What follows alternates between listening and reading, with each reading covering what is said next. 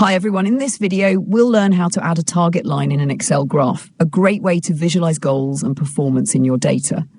Here I have two columns, month and sales, and I've already created a bar graph from this data. Now let's add a target column. In the header, type target, and in the first cell below it, enter your target value, let's say 85.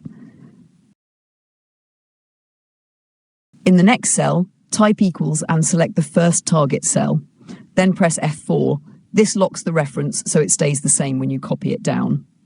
Now, click on the bottom right corner of the cell and drag down to fill the rest of the column.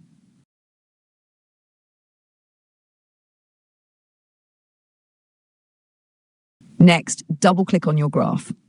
As you can see, it's currently showing data for months and sales. Now, we'll include our new target column in the chart.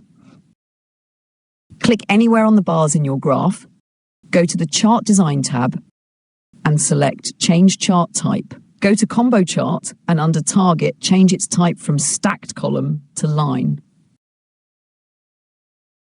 Click OK, and there you go. Your target line is added. Now, your bar chart shows sales data, while the target appears as a line, making it super easy to compare. The best part?